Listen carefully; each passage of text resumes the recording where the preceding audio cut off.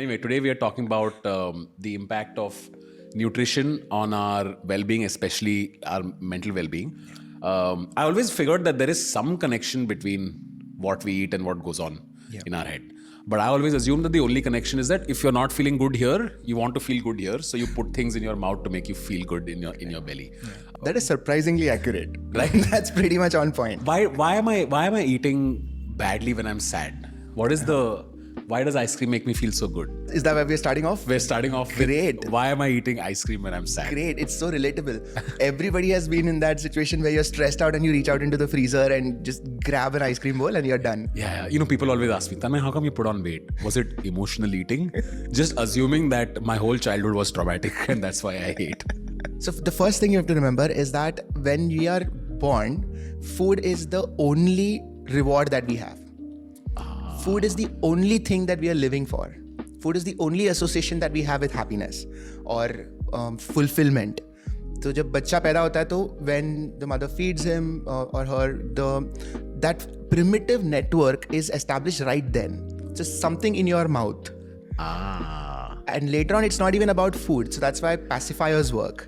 Just as long as you're sucking your thumb, that becomes an offshoot of that same thing.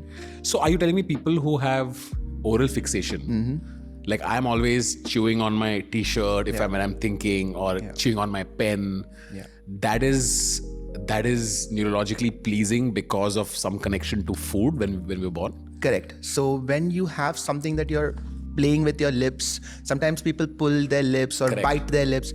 Anything in this oral area stimulates the parasympathetic nervous system. In English, in normal English, it calms you down. So when you're chewing something, it just calms you down. So a lot of the stress eating is not about the eating bit, it's actually the chewing bit. As long as you're chewing something, you are feeling better. What is it called? Parasympathetic. Parasympathetic nervous system. Yes. So in your body, there is like a seesaw. On the one side, there is sympathetic, which increases during stress. And on the other side, there is parasympathetic, which calms you down. Food tips the seesaw onto the parasympathetic side. So this is why I'm comfort eating, which is if I have a stressful day, that pav bhaji at the end of the day makes me feel really good. Correct. And I'm assuming this is also something that goes back into your childhood, which is food that gave you joy as a kid. Yeah. People always say, "Maa ke haath ka khana." That's all. It's all related to your childhood, which is what gave you joy as a kid is what still calms you down. Absolutely, because you associate food with comfort and you associate comfort with home. So whatever reminds you of home, technically, will give you that sense of safety. So you have food that you used to eat as a kid and you're happy. I have had people who rediscover Cerelac. No way. Yes. Really? Yes. Which is, as adults, if you eat Cerelac, that gives you pleasure? It's super weird, but they have... I'm just going to go out on a limb here and say, try it once. To have Cerelac? Have a spoon and see if something gets triggered. It is surprisingly interesting. Really? Yes. Oh man. Dude, can we arrange for some Cerelac today? I want to try it on the show. Do you want to do it now? I mean, if we can arrange for some, that would be insane. I mean, Cerelac could make for an interesting dessert, right? Like you put in some raisins in it. Or it's kind of like kheer in a way if you make it. But those taste buds that get activated, it's really interesting. I have some very dirty jokes I want to make right now. I'm just going to avoid it. Oh man, interesting. So net people indulge in emotional eating because when we were born, our parasympathetic nervous system would feel calmed down or would be activated because you ate food. Correct. So the simplest way to think of it is if there is any animal or any human being, they have a needle that is taking them towards food. And what is taking them towards food is hunger.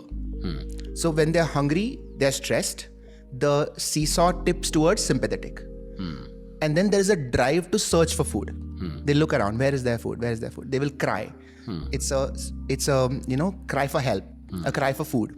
As soon as they're given food, that seesaw tips to parasympathetic. Now they're calm. Now they're calm for a while until they're hungry again. And then again it becomes sympathetic. This is the most simplest seesaw of every living thing. So induced stress can lead to hunger? Absolutely, because when you are stressed, you may not really know the source of the stress. So if you are not mindful of it, you may feel that stress ho raha hai. And what is the earliest stress response that you've learned? Eating. So you might just resort to that. हाँ, बचपन में बच्चा रो रहा है तो बच्चे को कुछ खिला दो. Right. बच्चा stops crying, which means that okay, if I'm feeling stress, if I eat, my problems have gone away. Which is interesting because even parents don't often know why is the kid crying. And so parents का भी एक response हो जाता है कि अच्छा जो भी हो चलो खाना खिला के देखते हैं, अगर बंद हो गया तो ठीक है, नहीं तो फिर और कारण ढूंढेंगे. Interesting. So we carry that response even as adults. So if I'm a student and I'm feeling really stressed during exams, just periodic meals will help me calm down. Yes, it actually will. Because too much of sympathetic is detrimental to focus, to attention. You can't focus if you're too stressed out. So having a little amount of food, just tipping it a little bit towards parasympathetic helps you calm down. Now you can work, now you can focus. Interesting. The problem is that you never eat a little.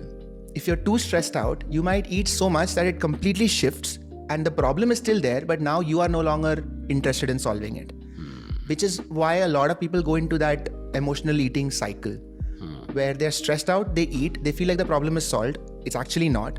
And then when they realize that the problem is not solved, They they get get more stressed out stressed again. and then they eat again. So that is that. It's like a spiral. Oh, that's why people say that, oh, did you put on weight because you're an emotional eater? Because source of stress when you're overweight is the fact that you're overweight and all the problems that come with it. And to deal with it, you eat more food that makes you more overweight. So that's the spiral. Interesting. And there is another offshoot to this. The more overweight you are, the more inflammation is happening in your body. So fat in itself is a pro-inflammatory state. Obesity is a pro-inflammatory state. Just inflammation from any reason, any cause leads to stress. I keep hearing about the word inflammation. What does it actually mean in simple terms? In simple terms, your body is supposed to take care of itself, fight against infection. So there are molecules in the body which are inflammatory cells that are designed to act as like nanobots. They will go, they will find a virus or a bacteria and they will kill it. Anything that is wrong in the body, these inflammatory cells will go and kill it. So if your body is inflamed, isn't that good? Because if you're in a state of inflammation, you have more inflammatory cells. It is good to a particular point. So if there is no inflammation, if your body was incapable of creating inflammation, you would be in a bad state because any infection can come and take over your body. You need those inflammatory cells. The problem is what happens if there is an inflammatory cell rise without an infection? Now your body thinks it is under attack. It's actually not. And so it is looking for a target. So if there are too many inflammatory cells, what happens? So that leads to every single organ of your body gradually deteriorating. So it increases aging, to put it simply. A hyperinflammatory state increases aging. So your brain suffers, your heart suffers, your liver suffers, kidney suffers. So a pro-inflammatory state has a negative impact on the whole body. Understood.